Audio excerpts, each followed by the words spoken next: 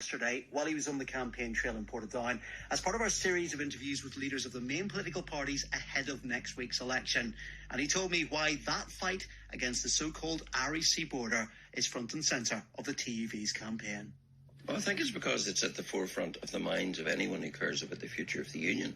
Because this protocol, it decrees and operates on the basis that GB, the rest of the United Kingdom, is decreed to be a foreign country. Well, not a foreign country. It's still part of the United Kingdom, and so are we. It's not a foreign country. That's not true. Sorry. You, Mr. Booker, may not want to hear this, but maybe you haven't read the protocol. If you've read the protocol, you will understand that it subjects to us to arrangements whereby GB is regarded as a third or foreign country. And because it's regarded as a third or foreign country, the goods coming from GB have to be subject to the checks as if they were coming from any other foreign country. Great Britain is part of the United Kingdom. Yes, and Northern Ireland is part of the United Kingdom. It's not a foreign country. You haven't read the protocol. Or if you have, you haven't understood it. Because the protocol is very clear. The reason we have checks at the posts is because it is decreed to be a third or foreign country. And therefore goods coming from that foreign place have to be checked. And that's why it is unbearable for anyone who cares about the Union. Is there any concern that you have about where you're trying to lead unionism and loyalism at the moment? I'm trying to lead us securely back into the United Kingdom, where we wouldn't be subject to foreign rules. Let me put the point, though. We saw what happened with Simon Coveney, with a security alert that meant that an event had to be cleared in North Belfast. We have seen a number of people feel that they have been threatened. We have seen buses burned, all because of the protocol. Are you not worried by that? If you say that's all because of the protocol, should that not cause one to worry then about the protocol? But let's be very clear. I'm in the business of providing an outlet for people democratically. And this election's a good opportunity for that. If they're unhappy with the protocol, then they need to express that at the polls. But I have no guns. I have no bombs. I'm not taking people back to that. And the people who maybe would take us back to that are the very people who are associated with some in government. So, don't try and put that upon TUV. I'm not in the business of taking anyone back. I want to take us forward into a fulsome part of the United Kingdom. And I don't find anything disreputable about that or anything to be denigrated about that. And I think it is a sad reflection on the BBC that they think that is something to denigrate. You know so much better than me the way elections work in Northern Ireland, and you know that if you are going to be joined by any other TUV candidates in Stormont itself, you're going to need transfers. Yes. Do you really feel that you reach out to enough people? Well, I do. To get those transfers? I absolutely do, because it's not just about transfers. It's first and foremost about first preference votes. But yes, transfers, of course. And there are many people who meet me and say, Jim, you're doing a great job in Stormont.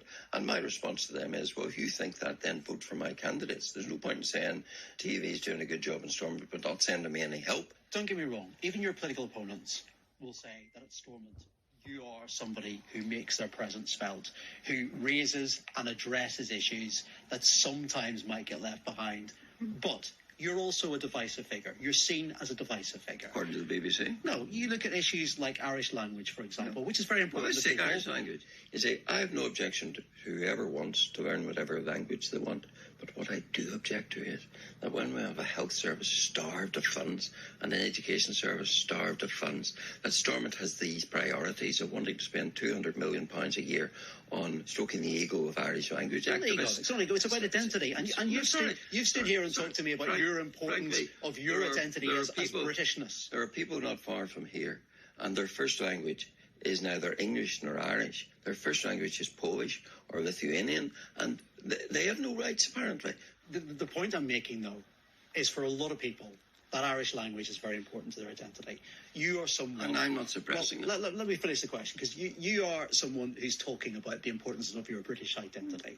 So, you, for example, in councils, have been pushing for the Union flag to fly as often as possible. It is our national flag. But then, for example, on another issue of identity, you have made very clear that you won't have the gay pride flag flying on council buildings. You'll object to that or lighten it up. Sorry. You're conflating two issues in a surprising, or maybe not a surprising way, but you're conflating two fundamental issues. The Union flag is the flag of this country. You're then talking about gay pride flags, which are divisive in their own way, which are sectional, which are nothing in comparison with the Union flag. So it's about people's identity again, though. It's the importance of identity, isn't it? And it's also that question There's about no comparison with national identity. What an absurdity. Well, the argument becomes that it's your identity that matters more than everybody else's. That when it comes to Irish language, that's not important. When it comes to gay pride, it's actually that's not important. It's not important to squander money on it. And then when it comes to the idea of British identity, it's so very, very important. Well, maybe it's very important. Is that an idea that you are potentially a divisive figure in politics? Maybe British identity is very important because hundreds upon hundreds of our citizens paid with their lives because they dared to serve in the security forces of Northern Ireland, or because they were identified in a genocidal campaign as Protestants on the border by the IRA. And it is an appalling vista to equate that with things like gay rights. When people paid with their lives, that's what's hard to take. And that's why British identity is important. And actually were impacted by years, for example, whenever homosexuality was illegal in this country.